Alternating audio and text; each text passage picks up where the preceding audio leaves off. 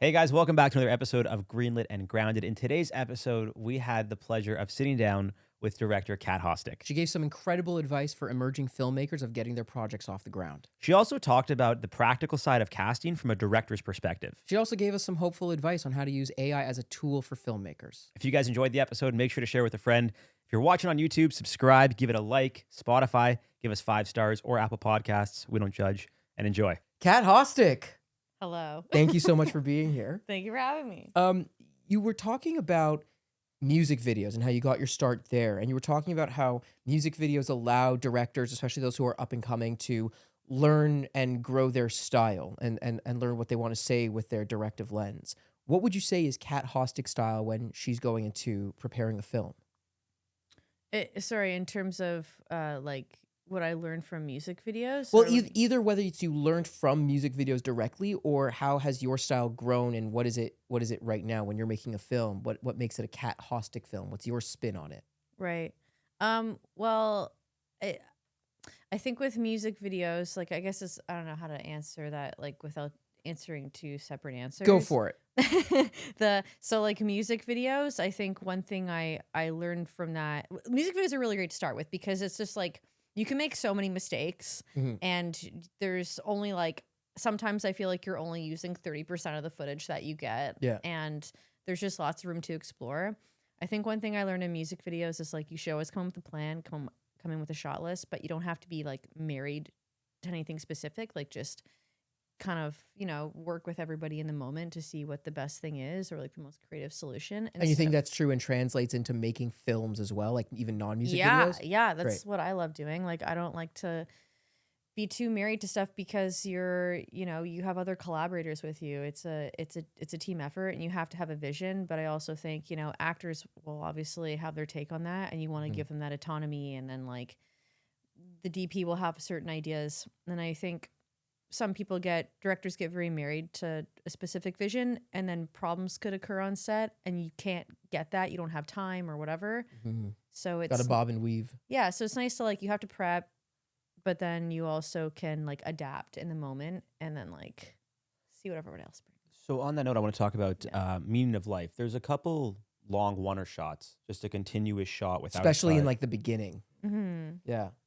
It's become very popular. A show like Adolescence on Netflix, they had a lot of one-ers and people talked about that. And it was captivating. From a storytelling perspective, what benefit do you think it brings to a film or a show? I think it keeps you really in the moment. It feels very grounded in reality. Like the studio does that too, right? Like such a great show. And it can really, I feel like you can amp up tension in that way. You're not cutting away from the action. I just think it feels really real because that's how life is. It's like the Rona cuts. Right. That's one of the ways, I guess, in which it does. So if it does that, then why do people not do more? Like, I know it's harder to execute. Yeah. But why do not more people use one-ers if it keeps you engaged and it keeps the tension going? That sounds like a positive thing from a viewership perspective. Why do you think it's not more often used? Well, I think, it depends if it's like a movie or television, but television, I think there's a lot of different points that you have to hit, and it's like you don't have the time. And like in TV, you'll get fired if you don't get coverage. Like just because it has to be very quick and you need those options. So I don't know. I think with like some more prestigious shows, like they have the flexibility to do that. But I've also heard of directors who like very seasoned directors who have done like a one-er intro and then never got asked back with that network. Oh man. And it was so cool. Yeah. But just So then it's a business, right? From a business perspective, they're like, look, it cost us too much money, it took too long. Yeah. So are there things that you as a director have wanted to do that either the network wouldn't allow or it wasn't in the budget that you're like, no, this feels like if Kat's telling this story, this is the thing that I would want to do? I'm just trying to get back to like what is Kat's style that she's developed over the years. Yeah. That's interesting. I definitely, my style, I think that's genre dependent as well. Okay, great. Right? Like I do a lot of horror and thriller. I'd say specifically I do a lot of POVs. Okay, cool. I don't know that like everyone does that, but I think it really allows you to feel what the character is feeling. And I don't know. I also like love a lot of handheld and like tracking an actor with handheld. It's just something that feels very, again, like kind of grounded and real, and you can really feel what they're feeling in the moment. What was your original question? No, that was exactly it. Like getting to Your style to and- the crux of yeah. what your Yeah. style is, because then you've done so much work, and if you look back at something like The Meaning of Life, which was your first feature film, is that correct? Yeah, it's my Okay, first feature, so yeah. you look back on The Meaning of Life. I'm sure there's a lot of elements of that movie that you're so proud of, not just for what the end result was, but from what you brought to it. What are the things that you look back on that make you go, oh, I wish I could go back and redo that, or I wish I had done that differently? Because you've obviously grown so much since then. Yeah, there actually is. Well, okay, but there's also editing things I wish I did with that movie too. I wish Yeah, the go for movie. Somebody said that they came up to me after one of the screenings. They were like, your movie could have ended like a little bit sooner. Oh wow! No, but Yeah. they were like, no, but she was just very she was like, the movie that was so good. She's like, I can't believe like you wrote this and directed it. I was like quite young at the time. What part where could it have ended? Did they say? She didn't say. She was like, it could have been like 8 or 10 minutes shorter or something. And I agree with that. And now looking back at it, I was like, yeah, like she's absolutely right. I forget what she did specifically in film, but like she was right. I was like, yeah. I didn't need that the last bit, because the climax. I mean, whatever I'll say. The climax hit, the girl dies, and it's like, okay, we're done. Wrap it up, like, Yeah. And so that I would have done differently in the edit. And then I also, there was one other moment. I think Finn Faber, the lead of the movie, played by Tyler Shaw, he finds out that the girl he's working with, who's trying to get through cancer, she passes away. And I wish I filmed that differently. His reaction to it, I just felt like I wish it was more personal and maybe like a tighter eye line and a bit more handheld. And I wish I modified his performance to be a bit more like unhinged, or something. Like guiding him there. Yeah. Okay. Like acting wise, I don't think I gave him the best direction on that. I think that should have been a bigger moment, and it's probably one of my biggest regrets. So on that note, I want to talk about casting Tyler Shaw. He's a real musician. Yeah. He's good. Like Well, I was listening to his stuff. He's good. He's really, so really for a talented. lot of actors, they might feel envious of like, well, this guy's not an actor; he's a musician. Why should he get this opportunity to act? And you said he was better than a lot of actors that you've worked with before. When making a decision to cast, we'll say a trained actor versus someone who has either gone through an experience or you feel connects more with the material, how do you decide what the right call is? Whether it's someone that has the training and they understand being on a film set, or someone that just connects with the character and could tell the story because they have potentially similar experiences. Yeah. Yeah. I mean, look, experience matters, especially in a lead. You want to make sure they can handle the whole film. I mean, that's... You're talking business experience, like the experience of not life experience. You're talking like actor being on a set experience, Like job experience. Yeah. Like, Yeah. first of all, like you still have to, take that into consideration, even if you think they have the essence of the character and they're good for it. But I don't know. I know that like Tyler also, I had conversations with him. I know he's done music videos. I know that like the DP at the time had worked with him and like knew some of these things. And so we had come in with a bit more confidence on that. I don't know. I think that like if somebody's right for the role, they're right for the role. They don't necessarily have, it actually probably hurts all the actors to hear this, but maybe it's also cool that like, you don't have to have a resume the size of your arm. Like you could get an opportunity because you are right for that world and you are right for that part. And in that case, it made sense. It's like McLovin or whatever from Superbad, right? Yeah. He had never done anything, but he was fucking perfect for that role. He was. So Tyler is just like, he's just so He was your McLovin. He was my McLovin. He was my McLovin. Yeah, he just like so charismatic and exceptional musician, and I think like connected to the character and just was very like grounded, and reading with him I'm like, okay, he can do it. You said something that I think is very touching, actually, when you were talking about your biggest regret was with his reactions, wanting it to be a little more unhinged. And you have different kinds of directors. You have the really technical directors where they have such a deep understanding of storytelling through the lens and the lighting and the sound and everything, but then they don't know how to speak to actors and they don't really know how to get them there. On the flip side, you have directors who really understand the craft of acting. They really get actors and they really trust their team to be the technical experts. But you've done a lot of acting yourself. You started off as an actor and you've made your transition into directing. And so how has the transition from one to the other informed the other side? And do you feel that it was inherently your responsibility to get that out of Tyler, or is it mainly Tyler's responsibility to have that within himself and offer that? Well, that's actually a really good question, because I think ultimately, it's ultimately my responsibility, because I'm in charge of the end vision, right? Mm-hmm. Like an actor can always give suggestions or how they interpret the character or whatever, but ultimately they're not seeing what's in my head and what I want. Right. So it's like director goes down with the ship. Yeah, fair enough. But Tyler, like maybe if I don't know, I was working with somebody who had been doing it for 20 years, like I think some actors are way more comfortable being like, yeah, but shouldn't it be this way, or shouldn't I be more like collaborating and pushing back in the moment? Yeah. Like on the day. Yeah. So yeah, maybe. I don't know who's responsible. I think it's usually both. And what do you guys think? Well, I mean, I think to your point, it's maybe a more seasoned actor would feel more comfortable having that conversation. But I also think it depends on, obviously, the role. Like if you're a lead, yes. If you're an actor, it's kind of like, just shut the fuck up and say the words. Like it depends. You know what I mean? Yeah, I mean, but that's true. Sometimes you do need to know you're part of the storytelling. But if you are number one on the call sheet kind of thing, I don't know. I think unless a director is taking you in a completely different direction than you thought you would want to go, you do, like in that situation, you do have to go with what the director is saying.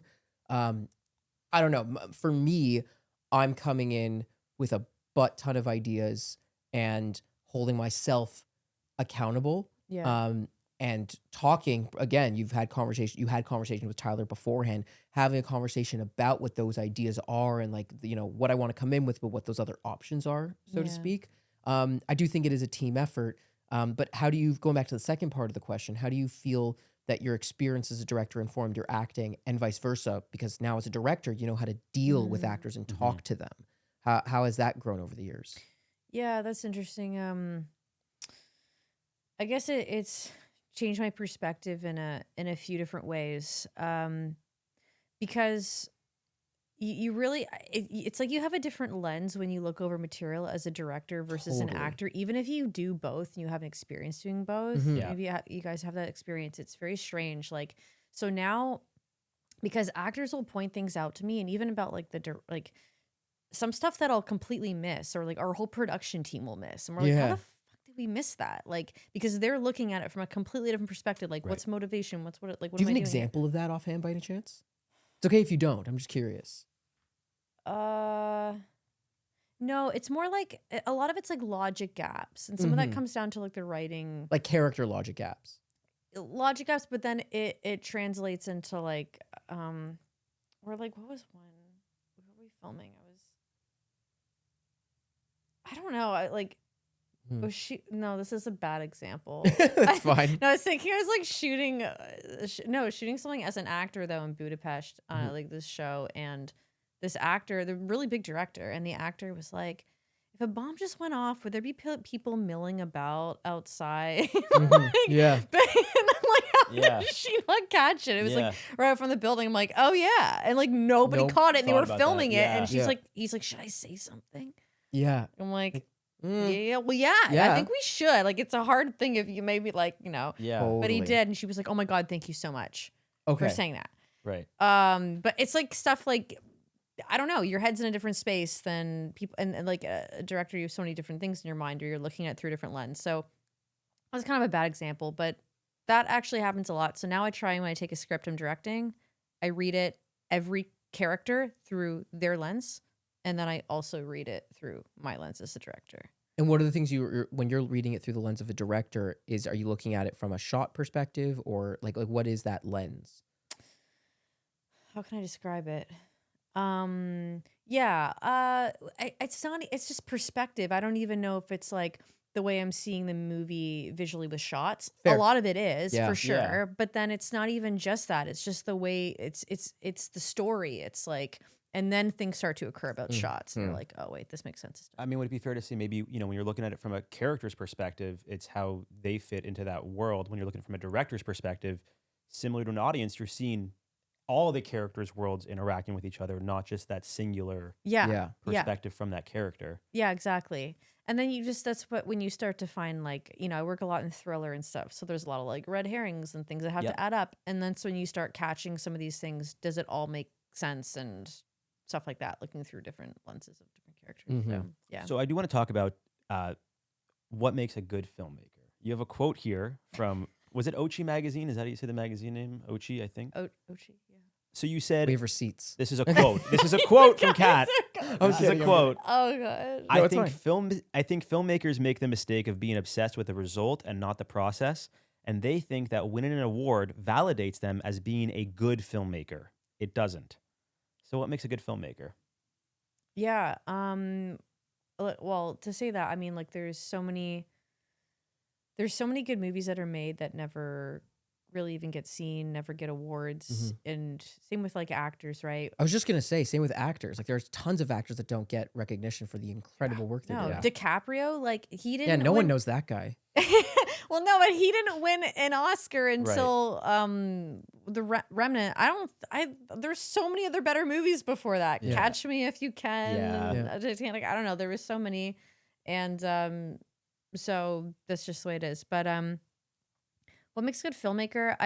It's hard to say any specific thing. It's like, how can you tell a good story? I always think of like I don't always remember what a movie is about, but I'll always remember how it makes me feel. And so I just think about that. It's like there's movies that have just stuck with me, or they stick with you, right? And I just kind of think like that's a good film. And there's a lot of different techniques and know how to, like, in terms of how you tell a good story. Yeah.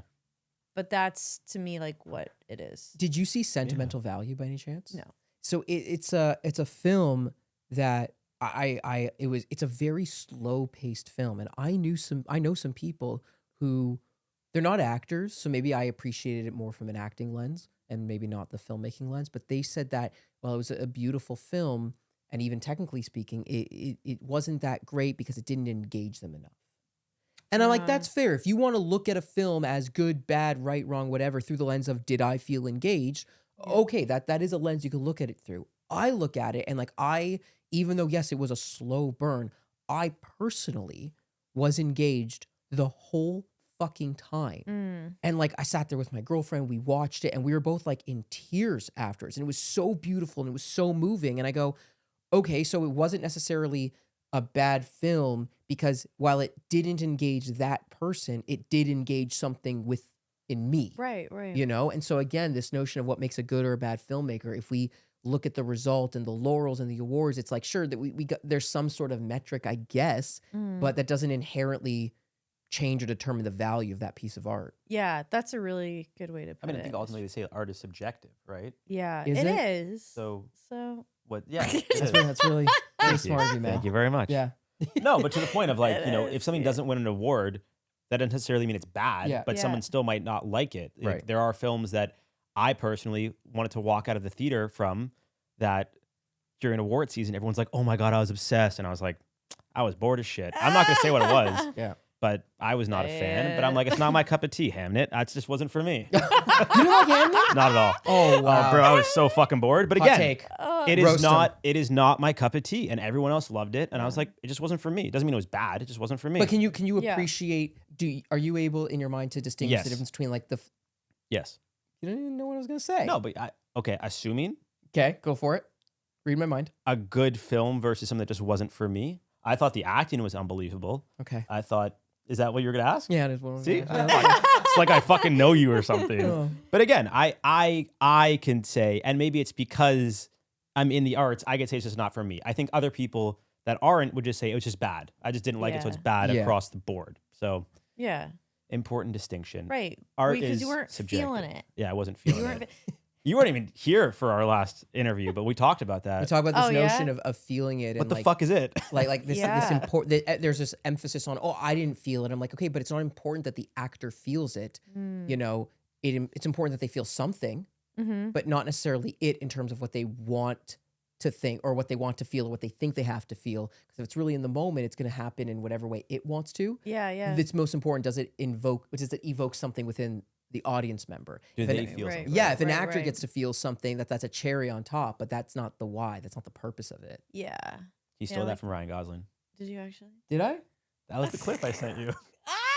With him talking about you guys calling each other out. To be fair, I said that multiple times. You're like, Ryan Gosling stole it from me. You sent me that clip, and I literally said, I've been saying this in my class for years, so thank you very much. Back to Cat, asshat.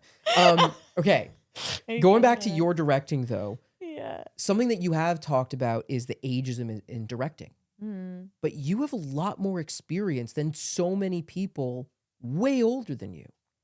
How do you combat that? Like when you get to set or when you're working with a team, do you still feel that after your years of experience, there is that hurdle to overcome simply because of your age? Yeah, look, in TV, I would say, like not necessarily movies, but television, that tends to be the case. And I've like I've had walked on sets and like I remember I parked in like the director parking spot, like in the production office, and then some like locations guy or like driver was like, ma'am, you can't park here. He's like, hey, I think you're in the wrong spot. I'm like, no, I'm in the right spot. And then you were like, also pack your shit, you're done. Yeah. No, I know. But I was like, when he was like, oh, good for you. That's crazy. Just digging himself in a deeper hole. Eh? Yeah. Couldn't just be like, I'm so sorry. That's crazy. And then like another one, what they say?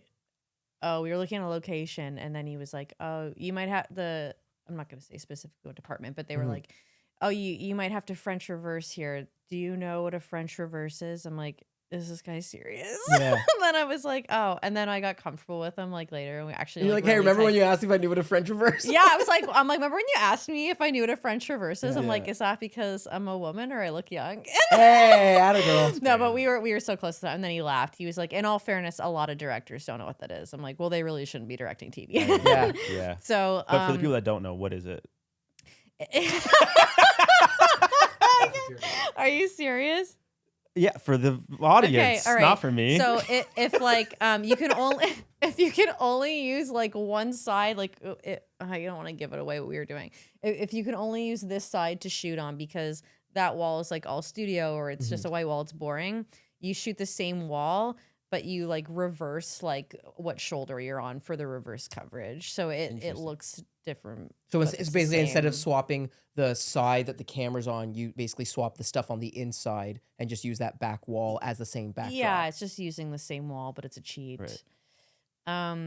Yeah. So anyways, ageism, I guess it's like reverse ageism. I don't know. It's definitely a thing that I've dealt with. But you know, it's fine.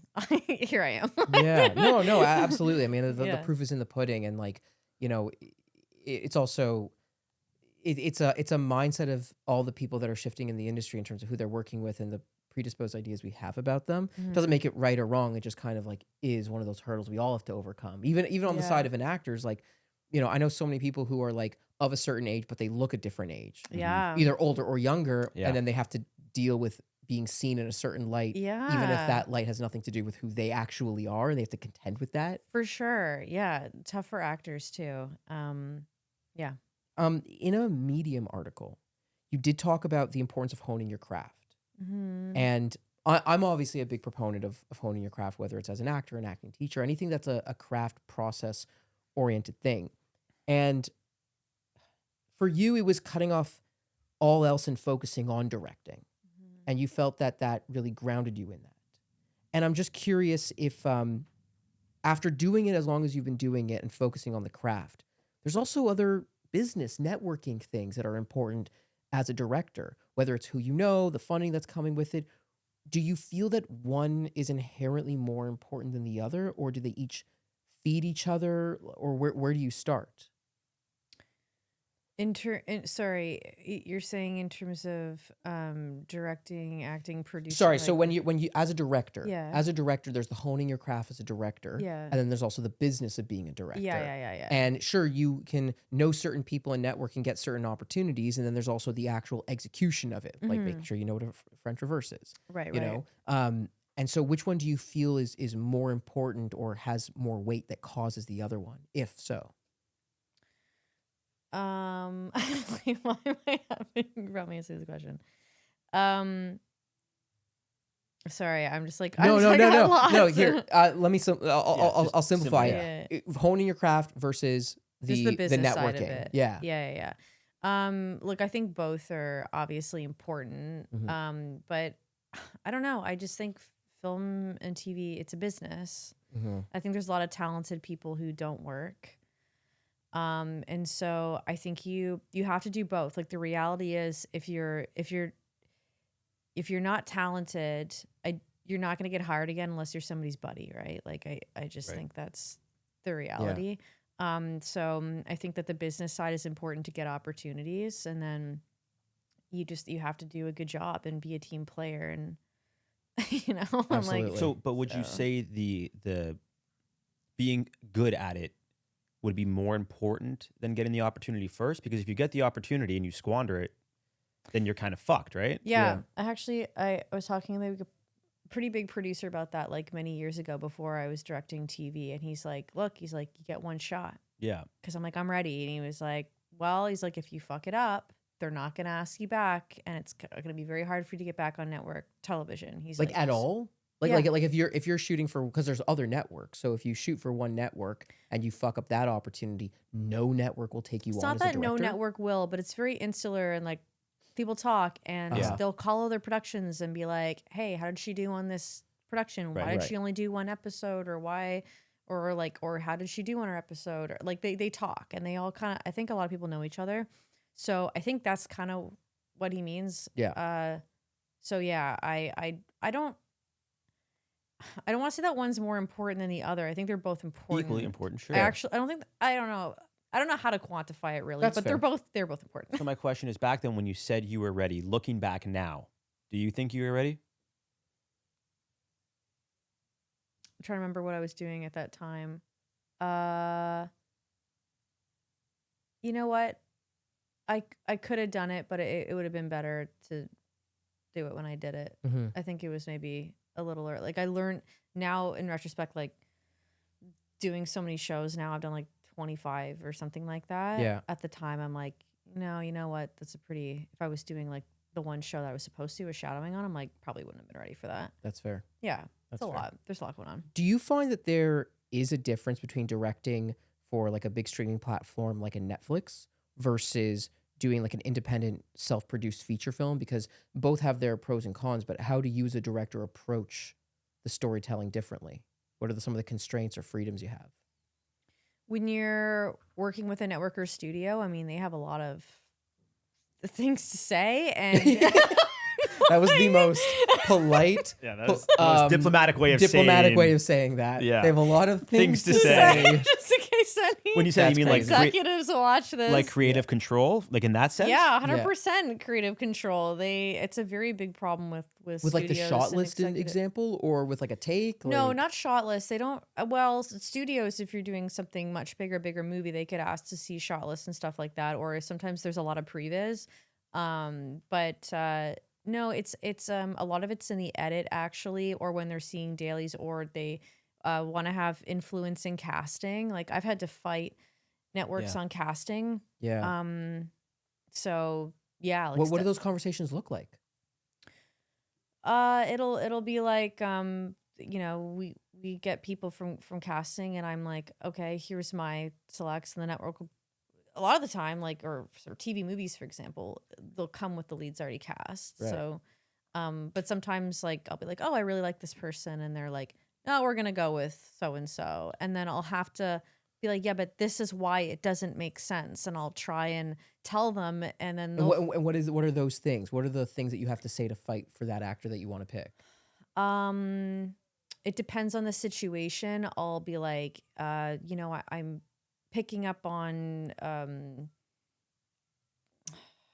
trying to think of an example without giving like actual names or things away. I mean, you can say what you said about this person without saying who you said it about. Like, that's fair. Yeah, like, okay, like one person, it was supposed to be like a bad guy, and I was like, this person needs to. They wanted to cast a very CW looking individual. That was their pitch. So like, everyone in this world's very CW. Everybody is like very, good looking. That's what they said. Yeah. Okay. And I'm like, yeah, but they're not scary, and this is supposed to scare the viewers, and this isn't working. Right. And I'm like, this is the biggest part of the movie, like, in my opinion, if it works or it doesn't work. Yeah. So they have to be able to play those notes, and I like try to make suggestions, and they don't listen. But then I ended like that one ended up like, I guess, kind of getting my way. But like, that's kind of stuff like that. Yeah. And so do you have, I guess with an independent film, you have way more say over stuff like that. Yeah. And you don't have to fight so hard. Yeah, exactly. Yeah. So on that, speaking of notes, I should say, there's, for a lot of actors, it's a blessing to be able to work with a director who either was an actor or is an actor. Yeah, totally. There's certain languages, we'll say phrases that directors use that need to be translated for actors to actually understand what they're saying. Things like pick up the pace, or what are some other common ones? I'm almost thinking more casting directors say this, but pace up, or maybe like pick up the pace, or you got to just do like get to the point faster. Or I'm trying to think of things that directors say that an actor's like, I think this is what you mean. You tell me. What do they say? Well, sometimes it'll be like they're going for like the emotional result, but it's it's not just a matter of going, do you want the emotion? It's about finding that logic that like gets there. Yeah. So thinking back, have there been any notes that you've gotten from a director that you've been like, that wasn't very clear, that now when you're working with actors, you kind of know how to approach the conversation of like, not just saying, hey, I just need it like this. You say it in a way that an actor will understand because you came from that acting background. Yeah, I'm having trouble thinking of like specific things, but I know what you mean. I just try and like relate things back to an actor's actual life. That's what I was gonna say. If there's like a note that you give because you want to give it through what would help this actor the best here, even if it doesn't get directly to the result. How do you approach the giving of the notes to actors? Yeah, I mean, look, in so many situations, there's not a lot of time on set, so you're always gonna get like, okay, like happier here, more sad, blah blah blah. Like, you know what I mean? Like result based. Yeah, result based, and it's not really. But I mean, performances are nuanced, so it's like, well, you can say more sad, but like, what kind of sadness is that? Like, where is that coming from? Because really, like, we're people watching films. It's like, or TV. It's like you want to see the truth, and and that's so complex. So it's like, where is that coming from? And people will subconsciously pick up on what the person is feeling. So it's like you want to appeal to somebody's. So I actually want to talk about that. It kind of leads into a question we had with our last guest, Lewis. But this idea of if an actor is feeling it, whatever that feeling may be, but it's not showing on camera, obviously it doesn't really mean anything because it's all about the end result of what's actually being shown. If you do a take and it looks great, but the actor goes, I didn't really feel it. Can we go again? How do you handle that conversation of like, listen, it's good. Just because you didn't feel what you think you had to feel for it to be a good performance, it showed on camera, and that's the ultimate goal. Like I'm happy. Yeah. Is that it? Yeah. That happens a lot. Yeah. I bet. Yeah. And so I like most time I'm like, trust me, like we've got it. If it's time wise, I'm like, we have to move on. Yeah. But I always try and let them have it. I'm like, yeah, of course, one more. Because I want you to feel good, to have your best performance. And you just lean over and you're like, don't even press record. Don't worry about it.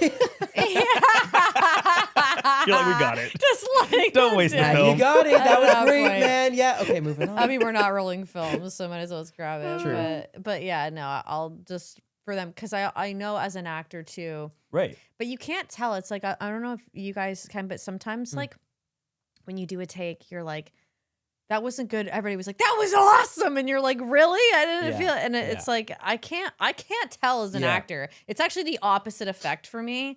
And so I understand how confusing that must be for an actor when you're like, no, I can do better or whatever. I'm like, okay. Well, here's the thing. I mean, this did come up in our last conversation a bit, where it's like a lot of the times when an actor isn't feeling it, it's not that they're not feeling it. It's just they're not feeling what they expected to feel. The result they were So if they go into it, whether it's because of the emotional result or shot result, or even if it's like here's the sequence of thoughts and things that I'm having that will evoke this sensation. Yeah. A lot of the time, because you're different on every day, whether it's the amount of sleep you got, the amount of hydration and food you had, it will lead to a potentially, usually a different version of the thing that you thought it would be. Right. And so when they're not feeling it, it's really they're not feeling what their ego wanted it to feel or what they were expecting to feel. And what I have found in teaching is that a lot of the time when an actor feels that they're fucking up, feels that they're making a mistake, when the thing happens that's a mistake, a lot of the times it only stops working when the actor then decides it's no longer good and they bail out. It's not serving them in the moment. So they go in wanting to say the line a certain way, right? Yeah. And when they say the line that way and they're hopefully breathing in that moment and allowing themselves to be affected by whatever is happening, and something happens, they either stutter over a word or they forget to look at the eye line at the exact moment that they wanted to, or there's many variations of that. The stuttering over the word or looking too late at that eye line isn't inherently bad. It's only a mistake in the negative we can't use it sense when the actor then stops breathing, gets egotistical and insecure and goes, no, that wasn't it. But in that moment when when they're doing that fuck up, let's call it, that could, if they're breathing into that moment, it could lead them into a new version of it. Right. That is more exciting, that is more authentic to that moment, and potentially more golden than anything they could have planned. Yeah. And I think there's it is an actor's responsibility to build the discipline into not jumping ship the moment it starts to go off-road. Yeah. You know what I mean? Absolutely. I know I'm confusing my jumping ship and off-road boats and car metaphors. Don't belong on the road. Yeah, exactly. But you get my point, right? Yeah. 100%. So I want to switch to working with actors and casting. It obviously depends on who the writer is, but as a director, how do you feel about actors that ad-lib? How to the script do they have to be? I guess both in an audition and on set. Now, obviously, there's a story to tell, so there's a certain amount of words or things they have to say. But if there's certain filler words that make it feel more real to them, are you okay with them kind of just throwing that in, or are you like, no, that's not in the script, why are you saying that? So I'm like always on board for that kind of thing, especially because sometimes dialogue it needs to be modified. And so I'm like, just say it as if it was yours and just make it sound real. Because that's the goal, right? Like we want to get the point across, make it sound real. In television, obviously, you can't just do that. You have to get permission to change lines. Right. So I'll just one for them, one for us. And yeah, I'm okay with it. I think in terms of a feature that I wrote, if they start ad-libbing a lot on their own I'm like, okay, let's try and be a bit more precious about it. Let's not try to rewrite the script that I wrote. Yeah, but sometimes it's better. I remember like Meaning of Life, actually. Dan Lett, I don't know if you know Dan, but he played Finn's dad, and he's like, so we're gonna change this. Like, let's rework this, and he like explain why. I'm like, yeah, that's way better. Kind of like a best idea wins mentality. Yeah, I'm like, he's right. But that was after he'd already been cast. That's after You're he'd on already been set cast. working with him. Yeah. No, audition. I'm also fine with it. Because I just want to like see the essence of the character, and sometimes actors nowadays feel so bad. Just you guys get auditions like so last minute, and how can you sometimes learn 6 pages? Yeah, like you know, make word perfect to just get it. I don't know. You don't know? Can you agree? I do think it is important to be loose with it. Yeah. I think there is a fine line. There's a line for sure. But it's very, very fine, and a lot of younger, newer actors find that, if I'm putting it in my own words, it's really an excuse to not put in the work to understand why they wrote it this way. Right. And to me, and that's not to suggest that you can't There's a difference between letting something stutter, like it, then as opposed to rewriting the line completely and adding on your own stuff. It has to make sense for that character in that moment, not the actor trying to do something with it because they're stumbling and they don't know, they didn't put They in the can't work. connect to it. Yeah. And there is a fine it's line, true. and only you can call yourself out on that. But I also think it comes with a certain amount of experience to be able to justify saying, oh, yeah, someone spent the last 6 months writing this thing and dedicating their life to it. And over the course of 2 days that I've worked on it, I've come up with something better. it's Like that comes with yeah. a different level of experience that depending on the actor, I would trust or not trust them to do that. Yeah, I think definitely people who come Personal from- opinion though. No, I like that, and I is very respectful. I think people that come more from like the theater world are very much like that. Like Yeah. you can't even change, like you're not changing Yeah. a word. Yeah. And actors, some actors that I work with, this one actress I worked with in a thriller, she was a lead in, and she was done Broadway and stuff. Yeah. And it was like a TV movie thriller, and you know those come together really quickly. Yeah. So they're Yeah, not yeah. always you know, but You're not even the doing 7 writers weeks know of that. rehearsal, Yeah, yeah. we don't Right, yeah. get the dialogue 100%.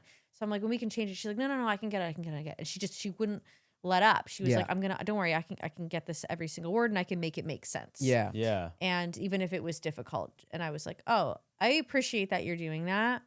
I don't know that we like, you know, It's required. It's required or helpful.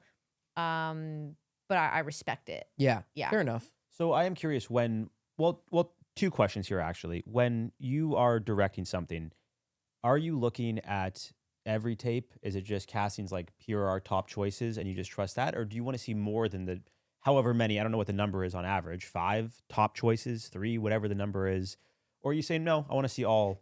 Because what we experience on the actor side, and you've experienced this as well, is you Yeah. get your audition from your agent, let's say, and you upload it to whatever site, and it kind of just goes off there. Yeah. And we don't know what that conversation is, or we're not privy to those conversations between the casting director who has the tapes and the director. And then when you ask to get feedback, you just hear, no, you're doing good work. Yeah. So I what is that know, like I on the feel director side bad. of things? Yeah. I always like to see more tapes. I mean, look, it depends. Like a lot of the time, there's really great choices. A lot of these casting directors are really good. They know what Yeah. they're doing, and Right. that's their job. If they don't do that, then their job is kind of pointless, to be honest. So I get that, but I do want to see more tapes a lot of the time. And I have a lot of friends who will like reach out to me, actors will reach out and be like, hey, did you see my tape? And I'm like, nope. Oh, I'm damn. like, but you've been really great, but I didn't see you. So sometimes I have to ask casting to see their tapes, Specifically. Crazy. or I ask to get certain people to read, which they are cool with that. Right. Yeah. You have to ask though. And how many on average, let's say for a lead or a supporting, how many tapes are considered selects from casting that you normally see Yeah, like I say 5, 6. Yeah, for both leads maybe and like supporting? 8 max. Okay. Leads. I'm not really seeing as many tapes as I am people who are offer onlys. Yeah. You see a lot of offer onlys. I'll look at reels. There is people do audition. It's sometimes not as much though. Yeah. So I don't For the leads, you mean? for the leads. Yeah. Yeah. I am curious. Have you ever been in a situation where it's been offer only and you're like, they're good, I just got to make sure. And that causes some Yeah. friction? Yeah. I remember when I first started doing it, I was like, what the hell? I want to see the tape. Like Yeah. like, everybody I else wanna make sure is they can do the friggin' job. I gotta make sure Yeah. you can do it. Yeah. I'm like, I can't or this tape, like they're offer only. So they haven't updated their reel for like 10 years. I'm Right. like, okay, so now I just have to guess. They're like, no, they're good. I'm like, but I don't know that. Right, I'm yeah. like, Right. I don't know if they're right for this. So in a Like, situation like that, how do you just sometimes just take a leap of faith, or do you kind of stick by your guns and say, listen, I guess if it's a network, you kind of have to go with whatever they say. yeah, sometimes network does, or like the casting directors like who I generally like really trust will be like, no, trust me, they're amazing and they're Yeah. booking all these things right now. I think there's been some cases where somebody's really casting's like really hyped about somebody and they're doing all this stuff and I work with them and I'm like, Womp womp. okay. I'm like, I really don't get it. I think you're just saying that because it's like one person kind of started them off, and then they just got another because that person has validated them, and they keep getting another and another. But It's like, hey, pop off. Like, that's great. Yeah, but I'm like, I don't think that they're that good. I think it's just now they've got insular momentum. And it's now become this. Yeah. But do you then go back to the casting and be like, hey, no bueno. I don't know what you saw. It's not that like I don't know what you saw, but I might bring up like I think there's a lot of hype around this person, and I'm just kind of curious, like, what do you see in them, or like what is it? Because I didn't have the same experience working with them, or I like actually had challenges working with them. That's actually happened quite a few times. Yeah. So I think casting just gets latched on to somebody, and then like multiple casting, like they're all just casting the same person, and then they become in that little. Well, that's fair because they also like if they brought someone in and they booked the part and it went well, the casting now has more confidence in that person. Yeah. So I don't blame casting for that whatsoever. And I just have I don't blame them. One more audition question. How quickly do you know when you're watching a tape if someone's right for the part? Like in like 3 seconds. Yeah. But the 3 seconds is not because that actor did something that like, they stood out. They stood out by doing this thing. They just were. They made a bold choice. Look, it's a. Well, bold choices can sometimes be a thing, actually. Yeah, but no, generally it's like you don't have to do much. Yeah. Honestly, it's like sometimes people just are the character, and you have to be good. I mean, that's the reality. So is it fair to say the first 3 seconds is I want to say the first 3 seconds. Let's call it the first 10. First 3 seconds, I'm like, yes, I buy them in this world. I'm like, I buy their essence. I buy their look, all that stuff. Energy. Yeah, and even if they aren't that good, I will give them a shot, and I will watch. I'll keep watching. I'll keep looking for certain things. Be like, can we get them there? Yeah, I see it. Mm-hmm. But yeah, really quickly, for sure. Okay. For sure. Now, switching topics here. You've done a lot of work with Eli Roth, and I'm curious, what are some of the things you've learned from him? Whether it's about the craft of directing or the business side of things, what are some of the things that you've really taken away from? Because he's really been like a is it safe to say call a mentor to you or like a champion of yours? Yeah, I think he's really championed me for sure. Yeah. I mean, he's like a master of horror. He's a master of the genre. So there's so many things that like I didn't even realize about my own work that he would point out. I think one thing he mentioned too is like I can really get an audience to feel what the characters are feeling, and I think that's like the POV stuff I was talking about, and just like some like stylistic things that I do. He was mentioning in like even certain like directors that I was channeling that I like just stuff like that. He just is like a walking encyclopedia. Like every movie, so it's so good to like just learn and listen to him. And also he's somebody who just he's like he's like a brilliant actor. Like he's very good. Yeah, and then also this incredible director, and he's a businessman, and he's got like he's always got a lot of really cool projects on the go, and he's a good producer and just makes a lot of things happen. And so I respect it. He can do everything. Well, what's like a lesson or a takeaway that you've watched him do his thing and you were like, oh, that is so smart, or you are now implementing into your stuff? I don't know that I've done that yet. Okay, fair enough. You learned nothing from him. I learned nothing from Eli. Yeah, he's a master, but I've learned nothing. Yeah. So, well, no, it's not in that way, just because of the dynamic of how our shows were set up. Totally. He was an executive producer on multiple horror series that I did, and that's how we first started working together. True. But like, yeah, now we're working more closely. There's a project I'm doing right now with him. That's been like really interesting. Somebody actually sent me this actress, like this is like a while ago. She was like, "Oh, Eli mentioned you on a podcast." And I'm like, "What?" Let's go. Yeah, and then I listened to it and it was like, yeah, like Cat or whatever, he gave me this opportunity in like TV. He's like, she did a good job. We gave her like a bigger show. He's like, now I like want to do a movie with Cat.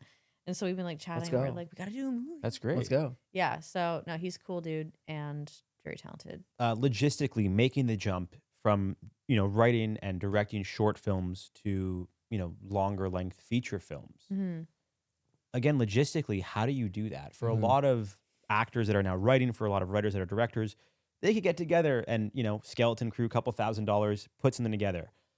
But then you go into like feature film land, and if you're not able to get, what's the word I'm looking for from telefilm? Grants? A Funding? grant. Yeah, like a Yes. grant or any kind of funding. How do you make that jump? What advice would you have to someone trying to make that jump of going from doing shorts to, okay, I want to do bigger projects? You've got your 110 pages kind of thing, and you've done some Yeah. table reads. People like it. Where do you go from there? Yeah. Just to preface, I've never gotten a grant, and I have made a lot of stuff. You don't need people's. I mean, it's nice, but I think that I had a life coach once before I even made my first short, and I always kind of made an excuse for not being able to do it, and he was just like, What, to like make a feature? yeah, to make a feature, but no, even just like a short at the time, like anything. But one thing it really resonated, he said with me, was like, at the time it was Tangerine or something, won at Sundance that year, and he brought that up, and he was like, that movie was filmed on an iPhone, and like something clicked, and I'm like, right, there's always a way to get something made if you really want, and I just think you have to be resourceful. I think that people get scared.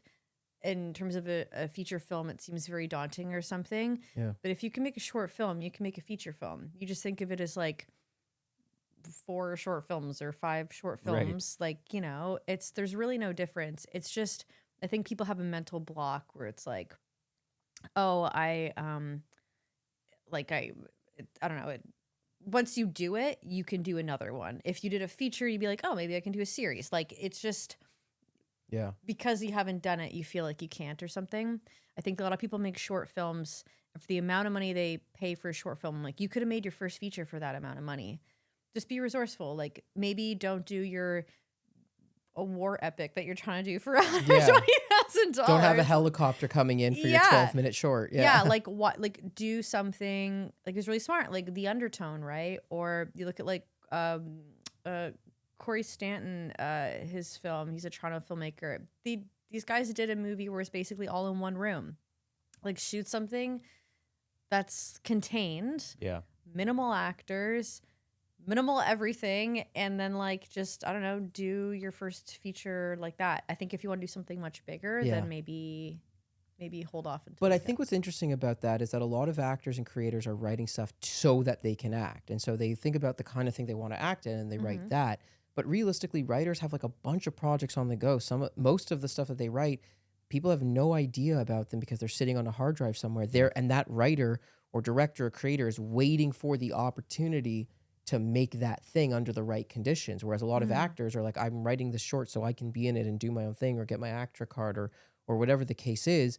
So they don't have, 12 projects that they're working on writing wise, and that one of them happens to be the small one that they can make for a really, really low budget. And it's sometimes, and I've made a couple of things, but I definitely suffer from that mentality of like, oh, well, in order to do it properly, I have to spend X amount of money. And if I want to do it properly on a larger scale, it's going to be that much more. So it definitely is a block. Yeah, but I think it's all mental. Like the meaning of life, like my first movie, that was originally a short film. And then no way. That was originally a short. But it was unprogrammable. I wanted to do festivals. It was like 20 minutes. No, it was more than that. It was like 25 minutes or something. And for our listeners, what do you mean by unprogrammable? Because I think a lot of feature films, technically, I think it's like 40 minutes and under, 40. Something like I that. think 45 is the cutoff, I think. I think it's got to be really fucking amazing for that to happen. And even then, it's like what programmers generally say is they can program more if they're shorter. So I find there's like a 6 to 12 minute kind of golden spot. Yeah. And we just couldn't, even like the short version of the movie, we couldn't do it. And my friend Jake Raymond in the movie, he was like, you should just make this a feature. Yeah. And I was like, that's crazy. But then I was like, oh, maybe he's right. I'm like, maybe we can just do it. And so I didn't have much time left with Tyler. He was going on tour with Selena Gomez. And I'm like, all right, I'm just going to write something like in a weekend, literally the rest of the movie. Yeah. And let's try this. It's just another short. It's just the second part of the short. So when Tyler was cast, he was cast in the short film version. Yes. So and then it turned into a feature film. Well, mid-production, you're saying. Mid-production. How do you, I mean, the additional financial burden alone must have been astronomical. Yeah, but your first movie, we did obviously put money towards it, but we had a lot of favors and stuff on it too. And like, it was like a tip project, like actor tip. Like, so it was more manageable. I think nowadays, like you can do for your first feature, like if it's actor members, you can do co-op, which is amazing if everybody's on board. Like you don't own the project, it's a nightmare. No one wants to pay actors anyways. Yeah. You get exposure. What do you mean? You get exposure. But it's a nightmare if you actually sell it.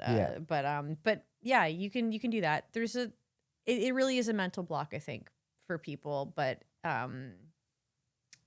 I just think of it as a short film that you're doing twice or 3 times or whatever. Yeah, no matter what, it is an investment in yourself. And it's like, this isn't for everyone, but if you aren't willing to invest in yourself, then why should someone else invest in you? 100%. You should do. I don't believe, to be honest, I don't think anyone should. I don't think you shouldn't get money for your first project. I think crowdfunding and stuff is good.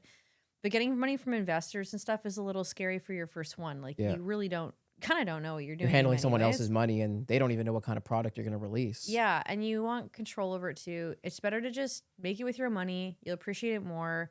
You can do stuff super low budget. I've had friends who made a feature for like 12 grand. Like you can, it's all possible. And for actors, I just think, and directors, it's like, that's to me your calling card. Like that's how you get recognized as being a lead in movies, like for sure. So when you then go into making something like Polly is a New Monogamy, you wrote the pilot for it and you had ideas of where it was going to go, but did you have like an ending in mind? Or no. Like when you're pitching it, do you think it's important when pitching to networks that you have that ending in mind so they can see the whole arc? Or you just kind of, here's the idea, here's what I've got, what do you think? Let's see where it goes.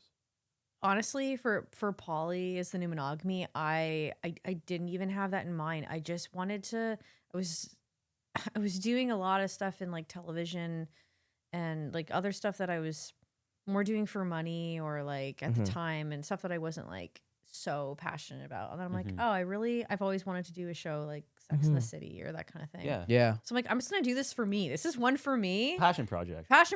Yeah. And I did not have like an end goal in mind, even in terms of selling it. Like we sold that movie, or we sold the series after we made the pilot. We didn't make a pilot. I made the whole show. Oh, so you right? Yeah. Okay, gotcha. I mean, I put up like I raised / put up the financing and got a team together, and so I didn't have any expectations for that really. I kind of wish I did. I wish I went about it in a little bit of a different way, knowing that we sold it. But yeah, fair enough. And what you're saying. What would that way be? Like you're saying in hindsight, because you sold it, you wish you just made a pilot and then sold that and then they funded it? Or yeah, because in terms of a season 2, I think in terms of like attachments and stuff, we could have probably like used like a couple like bigger Americans to bring up for a couple episodes and stuff like that. Or like, I think quality wise, I just didn't make an excuse. I'm like, I want these things and these things, but we can't afford it like a tier A show. Like it is what it is. Do you think you would have sold it if you had only made the pilot?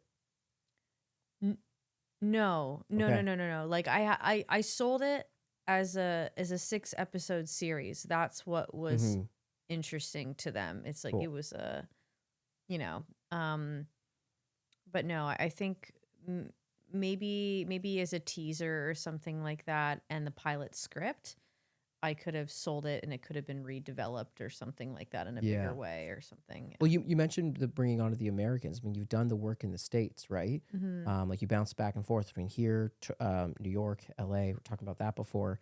What are some of the truths and falsehoods around the myth of like Canadians going to the States? Like, do you find that that all the things that they say about moving to the States and working there is true, or are there certain things that you're like, no, I could have done this in Toronto? I've been having some conversations about this recently, and I think that I hate to say this, but I think in Canada there's like a ladder and it's on the ground. Oh God. Okay, unpack that. I love that. Let's talk. Go what there. do you mean by that? I think that Such a shitty thing. I to love say. it. I love it. I love it. Because I only think there's so high you can go here. We don't really have a star system. Unfortunately, they don't really trust Canadians in terms of like directors, gaffers. Sorry, when you say they, you mean Americans. Okay. Okay, like networks, like Yeah, networks, American producers, American executives. Like most of these shows are filming up here, right? Like that's kind of what keeps us in business. Is a lot of us are like we're servicing the American productions. There are Canadian productions, but there's more Americans, and they pay the most money. Yeah.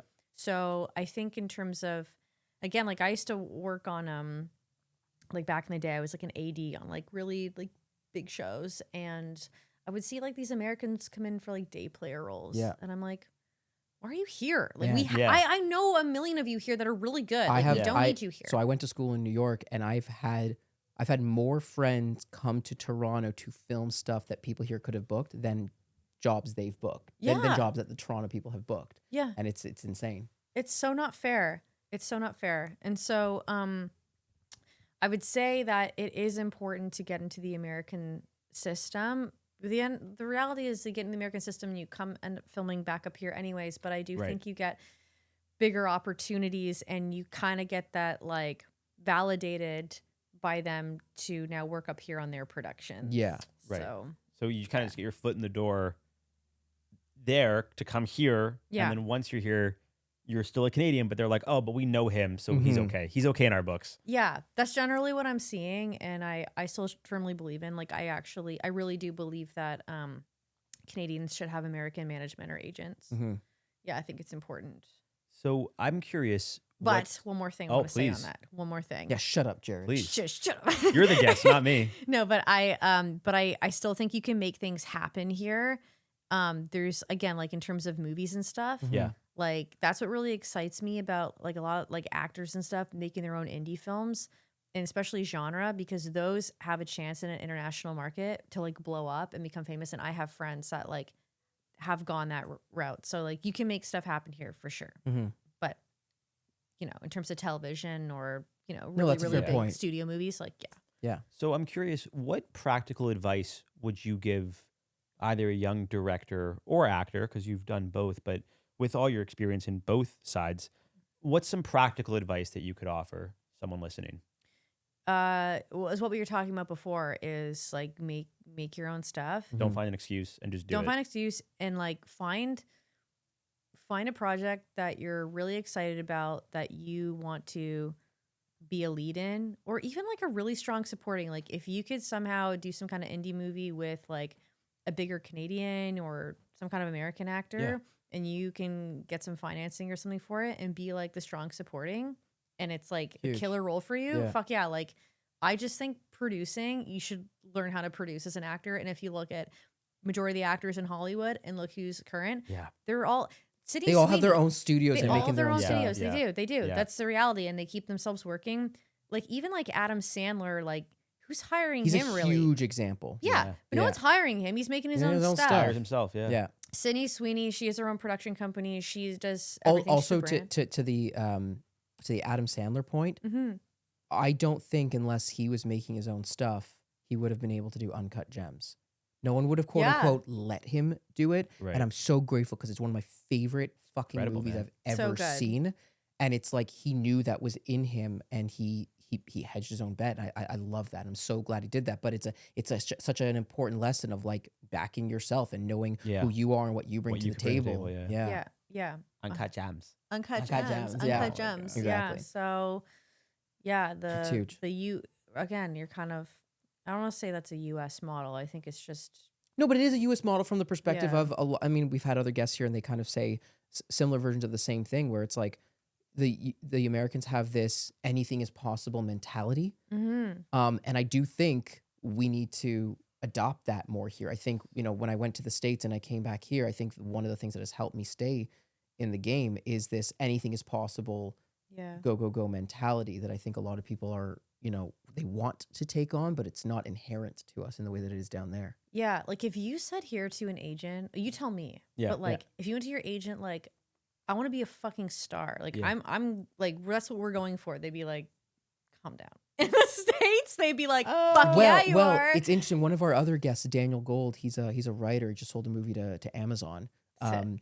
He's got American rep, and he said that, now this is different for its writing rep, so it's a little different, but he said that the anything is possible mentality is something that he said, whereas he said his Canadian reps were like speed checking him. Yeah. And when he went into his meeting with his Canadian rep, the first thing that they said was, it's going to be tough. Right. And I'm like, whoa, what a way to start. Yeah. That, but he even said like he wasn't able to get a literary agent until I think he did like 3 seasons on Working Moms. So he was a writer on he was a writer on Working Moms, and he went to an agent having that, and he like couldn't get an agent at first. It's like what the hell? He's already writing for them, so it's like, here's this free gig that you'll now make commission on. Yeah. If you just sign me and negotiate, and they still wouldn't sign him. Yeah. I don't get, lit agents are a little bit different. There's a lot of Canadian lit agents who won't touch me, and I'm probably like one of the busier ones. Yeah. But I just think that they're some of them are really honest. They're like, I don't know what we can do for you in this. Right. Like the way things are right now. It's like you kind of have to have a resume the size of your arm and already be booking things, and they can easily just collect checks and negotiate the contract that you already got. Yeah, collect 200 and pass go or whatever. Yeah. Speaking of collecting, do you want to ask this one? Go for it. You talked about collecting your nose. Mm-hmm. I want to talk about that. What does that mean to you, and why do you feel that's important to collect your nose? Yeah. First of all, I think that people have a lot of fear around going for something. You're afraid of rejection. You're just inevitable, especially in this career. Yeah. So in order to like get around that, in my head, I'm always just like, okay, I just think of it like, you got to collect 100 no's to get a yes. Eventually, one person's going to say yes. One person's going to bet on you. I always think of the Starbucks guy. It's like he went to like 200 and something banks or something. Everyone said no. And the one person said yes and took a flyer. And I think like, Starbucks is everywhere now. So yeah, it's so crazy because like I'm the very first short film I made, which was not, it was good for the amount of experience I had. We wanted to film a scene in like a cemetery. Mm-hmm. And it was specifically like a Jewish cemetery. And like, I don't know anything about, at this point, I know anything about producing. And I was like, okay, how do I hustle this? So I literally Googled Jewish cemeteries in Toronto. I called, I think 17 total. 16 of them in various polite ways told me to F off. Well, from the perspective of, respect. For respect. I understood where they were coming from, but they were somewhere like mortified that I would even think to ask. One, just as I was like, man, like no one's gonna get back to me. Yeah. I get a call on my phone from the last one I called that I wasn't even gonna initially call. He was like, yeah, I'd love to hear more. Actually, this is a great idea. I'm on the board. I'm the president of the board here, and I've actually been trying to get them to do this for a while. Like, what's the deal? Oh, really? And I was like, no effing way. Wow. And like, there you go. Yeah, and it's not that it was like the best thing ever, but like this thing where I was like, let me just like shoot my shot. The worst they can tell me is F off, in which case I go, okay, back to the drawing board. But like, so what? I'm still going to make my film.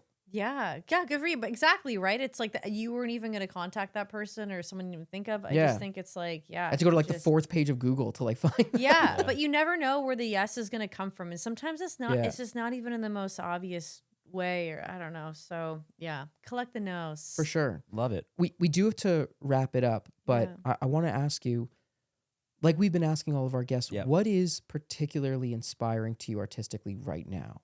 Is there a movie, a show, a painting, a song, a musician, a book, something that is evoking something artistic within Cat? Something happening in your life, a recent event. It could be anything. Yeah, it doesn't have to just be like a song you heard. It could be like, I don't know, I was in New York and I saw this great thing and it inspired me. That's like this is zero inspirations. You're like nothing. Like not There's really, no man. creative inspiration. I'm finding no inspiration in life right now. And hey, that's fair. I'm honestly trying to think of like something. Well, it's okay. Well, then keep it to like a piece of art that's like moving. You're like, oh man, that's so awesome. Why is this the hardest question you've asked? I don't know. Like you're a creative person, so it's like, you're consuming stuff. Well, yeah, where does it come from? Maybe you're just a river of creativity. No, I don't even think it's like a. Maybe she's born with it. Yeah. You're like me. I am what inspires myself. There you go. I don't want. This is a hot take. Do it. Let's go. It's a hot mic. Let's go. Hit me. Clip it. Let's go. Oh no. Let's say it. Say I'm it. going to hell. No, not at all. Not because of that. No, you know what? I've been playing as a director. I have to use AI. I can't say much about the movie I'm working on right now, but it's one's gonna be in theaters. Yeah. We are using AI right now in terms of like looking at some of the pickups and stuff like that. Yeah.